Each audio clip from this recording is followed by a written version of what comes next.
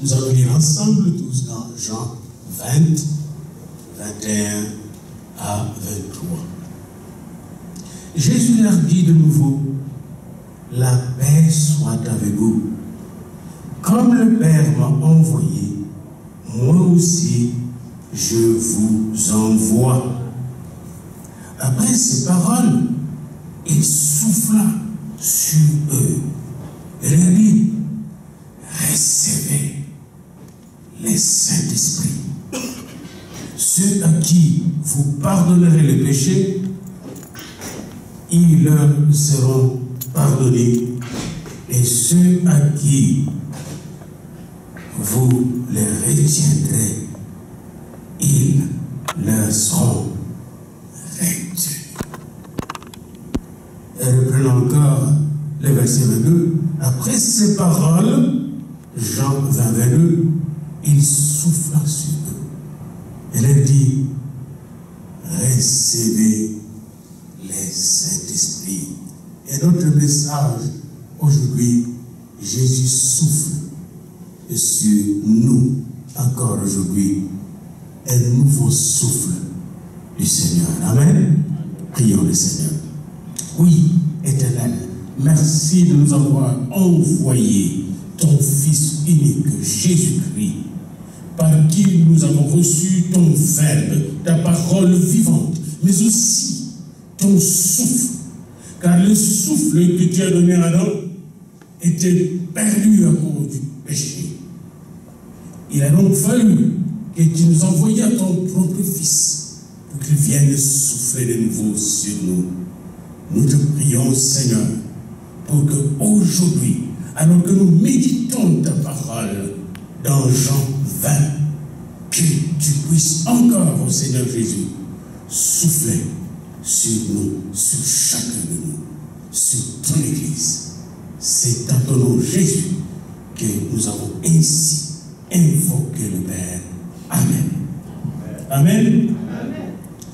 Bien-aimés dans le Seigneur, je vous invite aujourd'hui de passer un peu du temps dans Jean 20.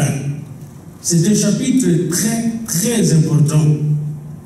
Les chapitres consacrés à la résurrection du Seigneur Jésus. Après donc la semaine tragique de la Passion, cette semaine dramatique, les 11 apôtres qui étaient restés vivants parce que l'autre était tellement essoufflé, fatigué par le péché, qu'il est allé se pendre, Judas. Mais les 11 qui étaient restés étaient essoufflés, angoissés, fatigués, anxieux, sans espérance, incrédules, à sec. Je ne sais pas si ça vous est déjà arrivé d'être à sec, fatigué, essoufflé. Jésus donc ne pouvait pas laisser dans cet état, dans cette détresse. Il est revenu de la vie à la mort, il n'est pas reparti directement au ciel parce qu'il voulait d'abord soigner ses disciples qui étaient presque morts spirituellement. Si l'un de vos proches collaborateurs ou l'un de vos parents dans la maison, votre femme ou votre mari ou votre fils vous dit qu'il se sent comme étouffé, il sent comme s'il étouffe, qu'il n'arrive pas à bien respirer, vous n'allez pas l'abandonner seul dans cet état. Une personne en bonne santé respire automatiquement. Mais dès qu'une personne commence à réfléchir sur comment respirer, il y a des problèmes. Vous savez, tous ici nous respirons, mais on ne se pose même pas la question de respirer. Mais dès qu'il arrive un problème dans notre respiration, vous allez voir comment nous allons être anxieux, agités. Bien-aimés dans le Seigneur, sur le plan spirituel, c'est la même chose. Un enfant de Dieu, il prie automatiquement, il médite automatiquement la parole, il proclame la parole de foi. Mais dès que tu sens ton frère ou ta soeur en détresse, incapable de prier, incapable de méditer la parole ou de la proclamer avec foi, il faut savoir qu'il a un grand problème de respiration spirituelle. Que il est peut-être en train de souffrir une sorte de dyspnée spirituelle. Et cette difficulté de respirer spirituellement a peut-être d'autres causes plus profondes. Une des causes des apôtres, c'est que de la souffrance des apôtres, c'est qu'ils espéraient avoir un roi.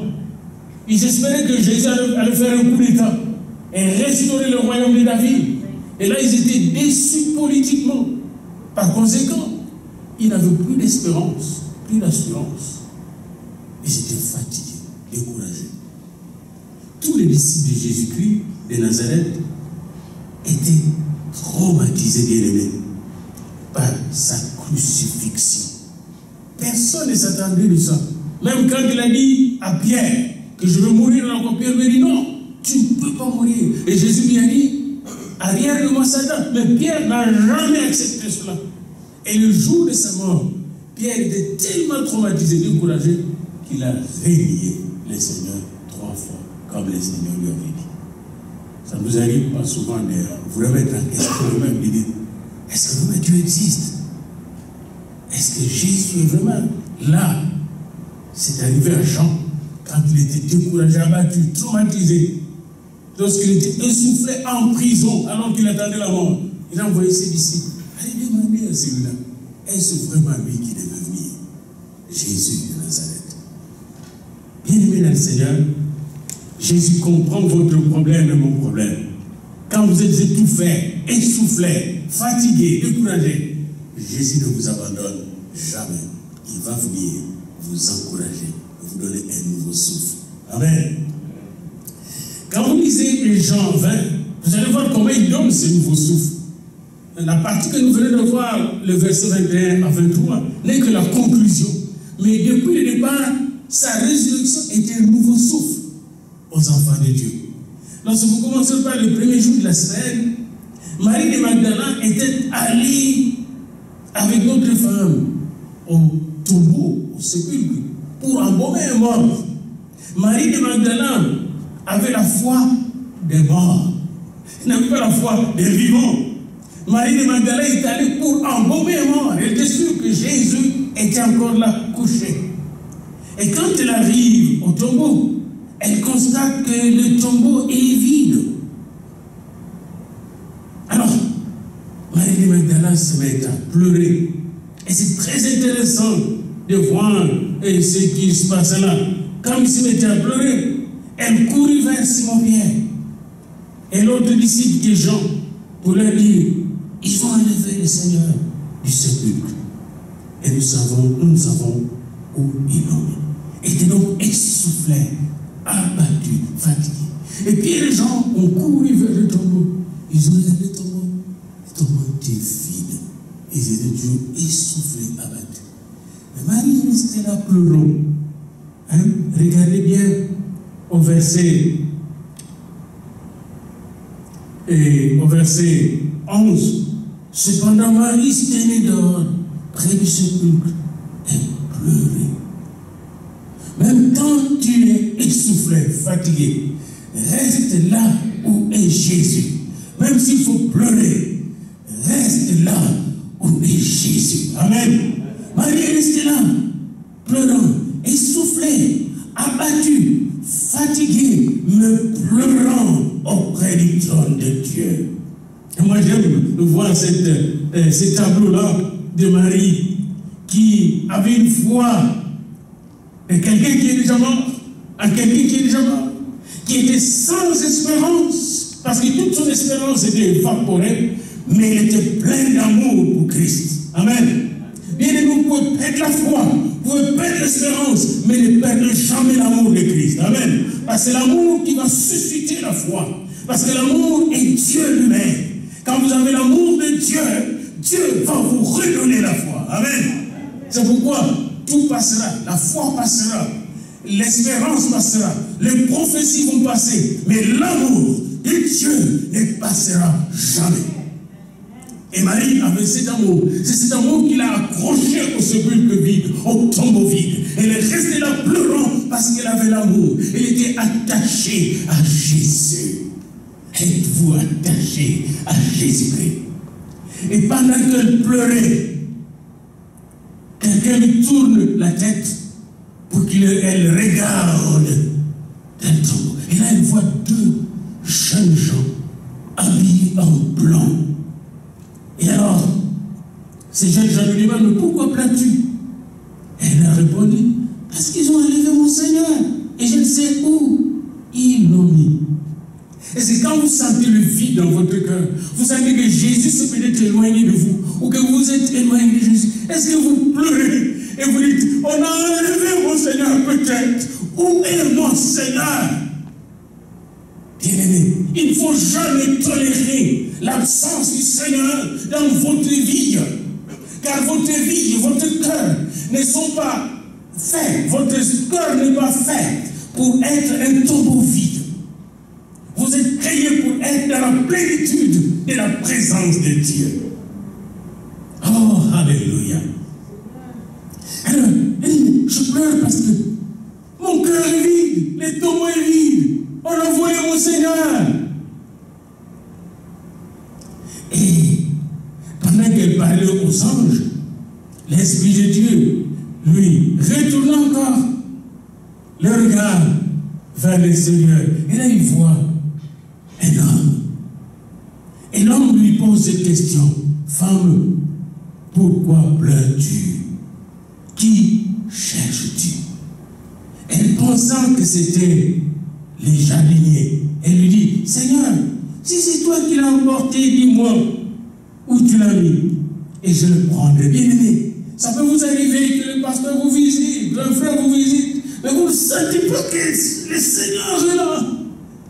Et elle voyait quelqu'un qui lui posait la question, mais elle ne savait pas que c'était le Seigneur. Ça nous arrive souvent aussi. Le Seigneur est toujours là. Il n'est pas absent. Il est toujours là. Il est vivant. Il est le même hier, aujourd'hui et éternellement. Il est omniprésent. Alléluia. Mais ça nous arrive de sentir l'absence du Seigneur, de sentir la sécheresse spirituelle, de passer à travers des crises de la vie. C'est normal. Mais c'est dans ces crises qu'il vient nous donner un nouveau souffle. Et là, quand cet homme-là a entendu parler de la sorte, cet homme dit à Marie de Magdala, Marie, ma fille, de qui j'ai enlevé 7 démons, penses-tu que je vais t'abandonner pour que les diables puissent t'abattre encore? Ma fille, tu es précieuse. Marie, je te connais. Marie, tu es ma bien-aimée. Marie, je suis venu te donner un nouveau souffle. Waouh! Savez-vous qu'encore aujourd'hui, le Seigneur vous appelle par votre propre nom? Alléluia. Et là, Marie a reçu un nouveau souffle. Elle a couru à la maison, dire aux autres, le Seigneur est vraiment ressuscité. Je l'ai vu. Il m'a parlé. Bien-aimé, si tu pleures, si tu as pleuré la semaine, ou si tu pleures en cachette dans ton cœur, sache-le que le Seigneur t'appelle par ton nom et veut te donner un nouveau souffle, une nouvelle espérance, une nouvelle foi. Y a-t-il des femmes qui suivent ce message aujourd'hui? Y a-t-il une femme qui suit ce message et qui passe par des moments difficiles? Le Seigneur l'appelle par son propre nom. Marie, Élisabeth, Jeanne. Et puis quand on arrive dans Jean 20, 19, il est dit, le soir de ce jour-là qu'il a donné un nouveau souffle à Marie, qui était le premier jour de la semaine, les portes du lieu où se trouvaient les disciples étaient fermées à cause de la crainte qu'ils avaient de Juifs. Donc ils étaient essoufflés, ils étaient épuisés, ils étaient fatigués, ils avaient peur. Jésus vint, se présentant au milieu d'eux, et leur dit, la paix soit avec vous. Voyez-vous, mais les disciples qui sont là nombreux avec les 11, Jésus voit qu'ils sont abattus et il leur donne une nouvelle salutation. Et cette nouvelle salutation était un renouvellement de sa relation avec eux. Parce que sa relation avec eux, pour beaucoup d'entre eux comme Pierre, sa relation avec lui était brisée. Brisée pas, ne renie-mange bien. Mais Jésus ne vous gardera pas dans cette relation brisée. Il veut restaurer cette relation. Alléluia. Il est revenu. La paix soit avec vous. Ne soyez pas troublés. Shalom. La paix soit avec vous. Il y a peut-être quelque part un brisement qui se fait entre vous et le Seigneur. Je vais vous garantir aujourd'hui qu'il vient vous dire une nouvelle salutation. Je veux restaurer cette relation. Viens dans ma paix. Viens dans ma présence. Viens dans ma parole. Je suis ressuscité pour vous. Je suis mort pour vous. Je suis souffert pour vous. Viens, venez. Que la paix soit avec vous. La paix de Dieu qui surpasse toute intelligence gardera ton cœur en Jésus-Christ.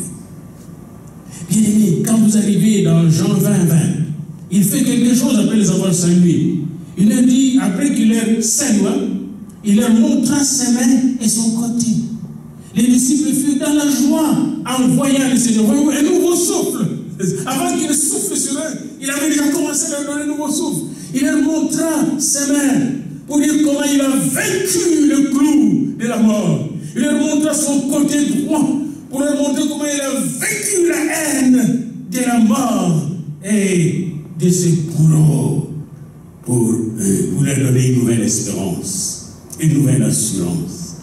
Et quand les disciples virent ces traces de la haine du monde, de la mort, la Bible nous dit qu'ils étaient dans la joie en voyant le Seigneur. Autrement dit, ils étaient renouvelés. Combien de gens ont fait voler leur joie, bien-aimés? Oh, alléluia! Combien de gens ont fait voler leur joie? Satan vient nous voler la joie dans nos maisons, nous voler la joie dans nos propres vies. Mais Jésus-Christ a vaincu la mort, a vaincu la tristesse, a vaincu le querelle et le chicanes de la croix pour nous redonner la joie et la joie en abondance. Dans Jean 20, 21, il leur donne une nouvelle perspective, une nouvelle vision. Et regardez ce qu'il a dit là. Il dit ce qui suit. Jésus leur dit de nouveau, la paix soit avec vous. Comme le Père m'a envoyé, moi aussi, je vous envoie. Fini le chômage. Parce qu'ils étaient devenus comme les chômeurs. Mais Jésus leur dit, comme le Père m'a envoyé, moi aussi je vous envoie dans le monde. Je veux vous équiper avec ma puissance. Vous allez dans le monde, vous allez partir dans le monde, sauver les pécheurs, guérir les malades, chasser les démons et établir mon royaume. Moi aussi je vous envoie. Je vous donne la même mission que le Père m'a donnée. Vous êtes des partenaires de la mission de Dieu. C'est un nouveau souffle, une nouvelle vision, une nouvelle perspective. Savez-vous que vous aussi, Dieu vous a mis à part pour la même mission. Nous sommes sous la même mission. Bien aimés, les chrétiens n'ont que deux choix. Des missionnaires ou missionnaires. Or, nous avons déjà choisi Christ, donc nous ne pouvons pas démissionner. Nous sommes dans la mission de Jésus. Amen. Et quand vous êtes dans cette mission, regardez ce qui suit. Dès qu'ils ont reçu cette nouvelle perspective, verset 22, après ces paroles de mission, après ce renouvellement de leur engagement dans la mission, Jésus leur dit ce qui suit. Il souffla sur eux et leur dit, recevez le Saint-Esprit. Bien-aimés, combien de fois les chrétiens sont vides parce qu'ils n'ont jamais reçu l'Esprit. Sans l'Esprit, on est mort. Sans l'Esprit, on est chrétien charnel. Sans l'Esprit, on patauge, on tourne en rond. Et Jésus voyait ses disciples tourner en rond après sa mort. Et là, il vient leur donner une nouvelle direction, une nouvelle puissance, un nouveau pouvoir, un nouveau regard. Il vient leur donner, n'est-ce pas, et les stimuler à marcher dans la victoire. Au lieu de se prendre pitié, de rester en train de se victimiser, nous sommes des victimes de ces gens-là, ils veulent nous tuer. Et non! Recevez le Saint-Esprit. Amen. Avec le Saint-Esprit, vous allez marcher sur les serpents et les scorpions et sur toute la puissance de l'ennemi. Et rien ne pourra vous faire du mal. Avec le Saint-Esprit, ce que vous liez sur terre sera lié dans le ciel. Regardez ce qu'il dit au verset 23. Ceux à qui vous pardonnez le péché. Et ça, c'est le pouvoir de Dieu lui-même. Leur péché sont pardonnés. Et ceux à qui vous le retiendrez, ils leur seront retenus. Et ça, c'est le pouvoir de Dieu qui a été donné aux disciples de Jésus-Christ pour accomplir le travail de Jésus, parce que Jésus leur donne les clés du royaume de Dieu. Alléluia. C'est pourquoi, bien aimé, nous avons besoin de recevoir ces nouveaux souffles.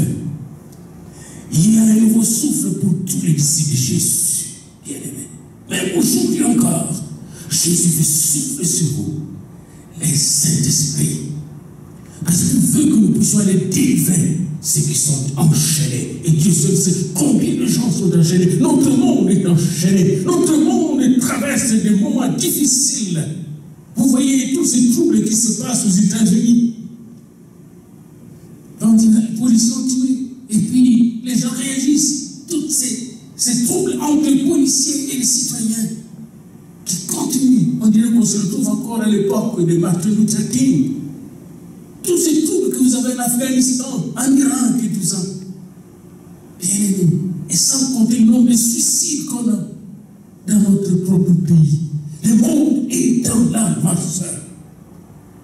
Et ce monde ne peut être sauvé que par Jésus. Et pour que Jésus sauve le monde, il veut souffler sur vous. Amen. Pour qu'il puisse sauver le monde, il faut des gens qui ont reçu un nouveau souffle.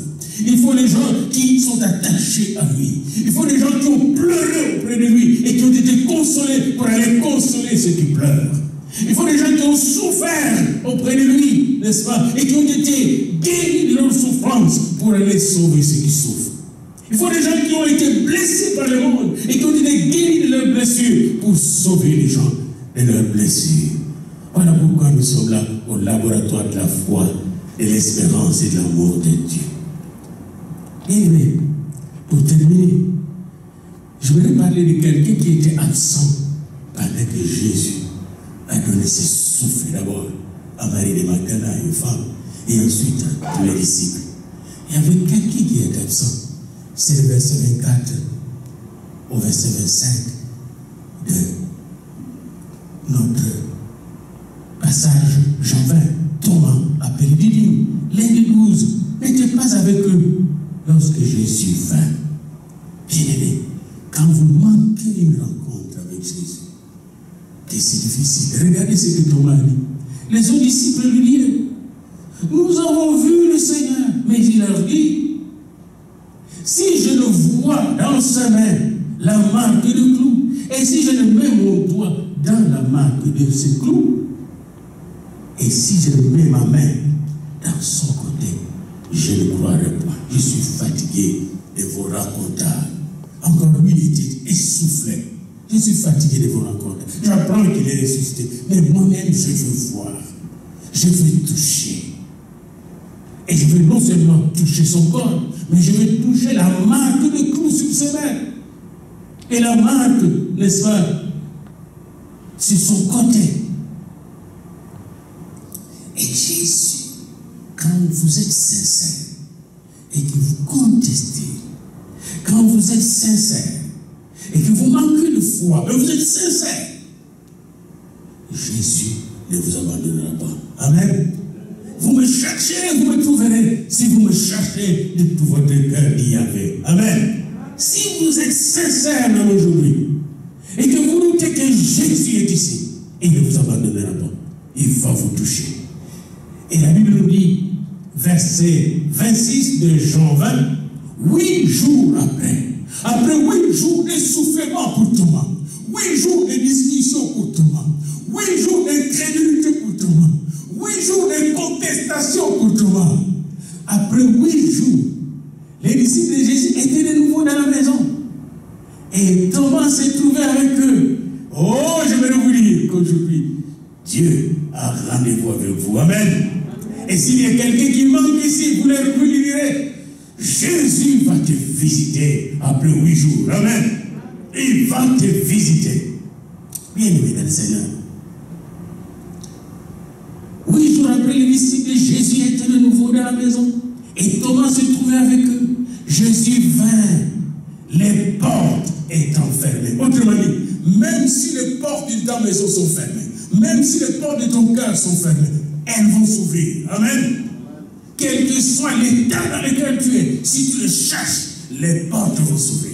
Jésus est entré sans passer par les portes. Les portes étaient fermées. Jésus n'a pas besoin de portes pour entrer chez vous. Amen. Il suffit que tu le cherches et tu cries à lui. Les portes étant fermées, il se présente au milieu d'eux et dit, la paix soit avec vous. Savez-vous que Jésus est au milieu de nous? Et nous dit encore aujourd'hui, la paix soit avec vous. Jésus est là où vous êtes. Jésus est là où vous êtes. Qu'elle soit devant l'écran de télévision, en train d'écouter ces messages, et vous dit que la paix soit avec vous. Puis, Jésus se tourna vers Thomas. Voyez-vous, Jésus s'occupe de Thomas. Tous les restes étaient en accord avec lui. Bien aimé, Jésus s'occupe de chaque personne. Il veut donner un souffle nouveau à chacun de ses disciples. Alléluia. Regardez votre minute. Jésus s'occupe de toi. Jésus te prend en charge. Bien aimé. Il regarde Thomas. Puis il dit à Thomas, avance ici ton doigt et regarde les mains. Il ne m'a pas dit qu'est-ce que tu as dit. Avance ici ton doigt et regarde les mains. Avance aussi ta main et mets-la dans mon côté. Il lui reprend, il lui redit le même mot qu'il a dit. Parce que Jésus connaît tout. Il est omniscient. Thomas ne savait pas que Jésus écoutait quand il parlait. Savez-vous que Jésus vous écoute même dans votre cœur? Quand vous parlez dans votre cœur. Savez-vous qu'est-ce qu'elle a pensé? Penser se parler à soi-même sans verbaliser. Et pendant que tu parles à vous-même, à toi-même, pendant que tu cries dans ton cœur, tu penses que personne ne t'écoute. Jésus t'écoute. Thomas, je t'ai écouté. Mets ta main sur les marques de mon clou. Mets ton doigt. Mets ta main dans mon côté. Et qu'est-ce que Thomas répondit? Mon Seigneur et mon Dieu. Est-ce que c'est ta réponse aujourd'hui? Mon Seigneur et mon Dieu. Et Jésus lui dit, parce que tu as vu, tu as cru. Heureux ceux qui n'ont pas vu et qui ont cru. J'aimerais que aujourd'hui nous puissions dire, alors que nous n'avons pas vu, mon Seigneur et mon Dieu, je crois en Jésus-Christ, le Fils unique de Dieu. Et vous allez voir qu'aujourd'hui encore, le Seigneur, après avoir vu votre détresse, votre sécheresse, votre manque, votre recherche de lui, il va souffler sur le Saint-Esprit. Amen. Et vous recevrez un nouveau souffle qui va vous donner la puissance dans la prière, la puissance dans la méditation de la parole, la puissance de chasser les démons, la puissance de gagner les âmes avec Jésus-Christ, la puissance de marcher de victoire en victoire et de gloire en gloire. Jésus, aujourd'hui, va et veut souffler sur vous, le souffle du Saint-Esprit. Amen. Levez-vous pour prier le Seigneur.